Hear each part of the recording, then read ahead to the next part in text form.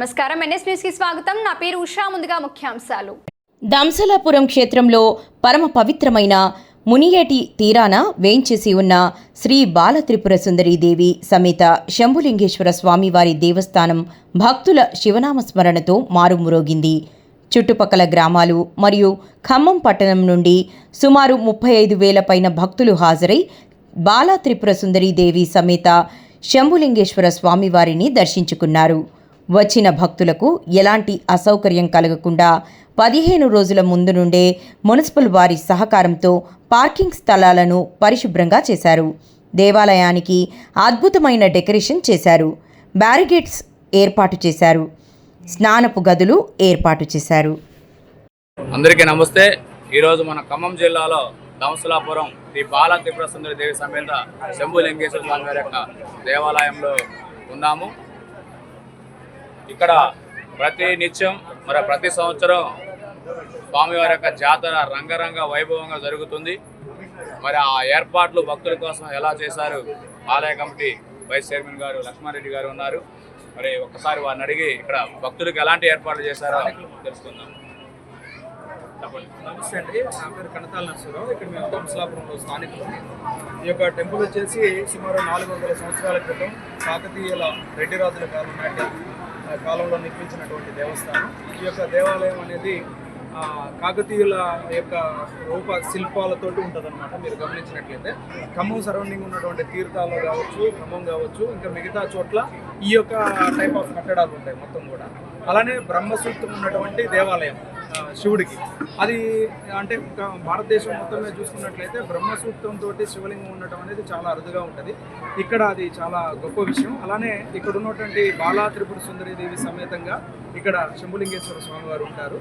ప్రతి సంవత్సరం కూడా ఈ యొక్క ఏర్పాట్లు అనేవి శివరాత్రికి చాలా ఘనంగా ఆలయ కమిటీ చైర్మన్ గారు మేడం నరేందర్ రెడ్డి గారు, వైస్ చైర్మన్ గారు మందడపు లక్ష్మణ్ రెడ్డి గారు, ఇంకా వాళ్ళ యొక్క మిగతా టీం ఎవరైతే ఉన్నారో వాళ్ళు, తర్వాత ఆలయ అర్చకులు శంభు ప్రసాద్ గారు చాలా బాగా ఏర్పాట్లు చేస్తారు. వాస్తవంగా రీసెంట్గా ఒక 2 సంవత్సరాల క్రితమే ప్రభుత్వం ఆధీనంలోకి ఈ యొక్క టెంపుల్ వచ్చింది.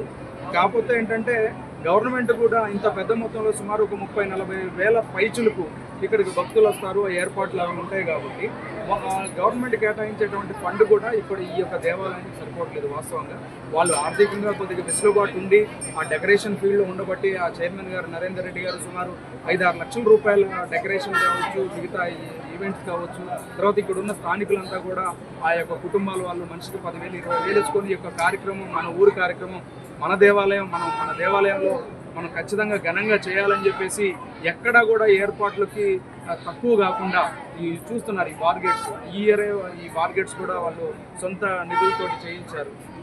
ఆ బార్గేట్స్ కావచ్చు, లేకపోతే డెకరేషన్ కావచ్చు, తర్వాత ఇవాళ దగ్గర ఒక 4-5 క్వింటాలు పులిహోర ప్రసాదంగా పెట్టారు, ఒక 3-4 క్వింటాలు దద్దోజనం ప్రసాదంగా పెట్టారు వచ్చిన భక్తులకి. అలానే వాటర్ ఫెసిలిటీ కూడా ఎక్కడికక్కడ వాటర్ ఫెసిలిటీ, ఈ ఎండాకాలం కాబట్టి ఉక్కు ఎక్కువగా ఉంటుంది, అది కూడా ఆలోచించి ఎక్కడికక్కడికి ఫ్యాన్లు, టేబుల్ ఫ్యాన్లు అవి ఇవి ఏర్పాటు చేసేసి జనానికి ఎవరికి కూడా ఇబ్బంది లేకుండా చాలా మంచి ఏర్పాట్లు అనేది ఈ యొక్క ఆలయ కమిటీ చేసింది. నిజంగా ఆ కమిటీని ఇక్కడ ఉన్న గ్రామస్తులందరూ కూడా వాళ్ళకి ఏమంటారంటే వాళ్ళకి అభినందనలు తెలుపుతూ ఉన్నాం. ఖమ్మం సరౌండింగ్లో ఉన్నటువంటి 30-40 వేల మంది ఇక్కడికి వచ్చినా వాళ్ళకి ఏర్పాట్లలో కూడా ఏమాత్రం కూడా ఇలాంటి ఒక చెడు సంఘటన జరిగినట్టు కూడా ఏం లేకుండా చాలా ప్రశాంత వాతావరణంలో జరిగింది.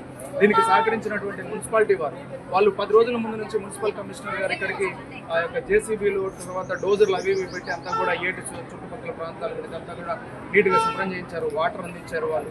అలానే తర్వాత ఇప్పుడు పోలీస్ శాఖ వారు కూడా వారి యొక్క బందోబస్తును అందించారు. అలానే ఈ మధ్యకాలంలో ఇక్కడ మహిళలు తీర్చుకోవడానికి చాలామంది వస్తూ ఉంటారు. ఆ మహిళలు తీర్చుకొని ఒక రోజు నిద్ర చేయడానికి కూడా ఇలా మన వైస్ చైర్మన్ గారు మందడపు లక్ష్మణ్ రెడ్డి గారు, వాళ్ళ నాన్నగారు శ్రీనివాసరెడ్డి గారు ఈ మధ్యకాలంలోనే వారు స్వర్గస్థులేరు.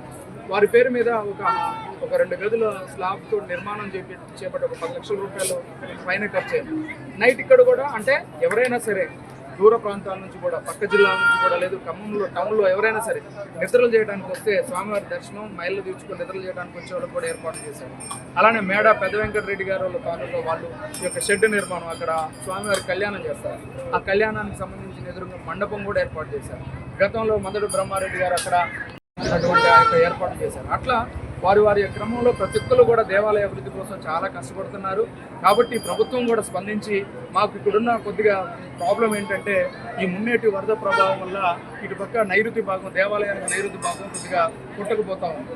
దయచేసి ఏంటంటే మా యొక్క దంసలాపురం చుట్టే హైవేలు, నేషనల్ హైవేలు, బ్రిడ్జ్లు వస్తున్నాయి. కాబట్టి ఈ దేవాలయానికి కొంచెం చుట్టూ కూడా కాంక్రీట్ వాళ్ళు నిర్మిస్తే కొద్దిగా రేపొద్దున, ఎందుకంటే 400 సంవత్సరాల చరిత్ర గల దేవాలయం కాబట్టి చరిత్ర గల దేవాలయాలను మనం కాపాడుకోవాల్సిన బాధ్యత మన మీద ఉంది. కాబట్టి ఖచ్చితంగా ఈ యొక్క సైడ్ వాల్ నిర్మాణానికి ప్రభుత్వం కూడా సహకరించాలని పెద్దలు మంత్రివర్యులు తుమ్మల నాగేశ్వరరావు గారిని మేము కోరుకుంటాము. థ్యాంక్ యూ అండి. విన్నారు కదా, దేవాలయం చరిత్ర చాలా గొప్పది. కానీ ఆర్థికపరమైన ఏర్పాటు దేవాలయం లేకపోయినా ఆలయ కమిటీ వారే స్వదాగా ఖర్చు పెట్టుకుంటూ దేవాలయ అభివృద్ధిలో ఉన్నారు. ఈ స్థానికులు చెప్తున్న విషయం. అదేవిధంగా ప్రభుత్వం కూడా స్పందించి ఇలాంటి గొప్ప దేవాలయాలకి సహకారం ఉండాలని మా ఎన్ఎస్టీ తరఫున కోరుకుంటూ నాగసాయి, ఖమ్మం.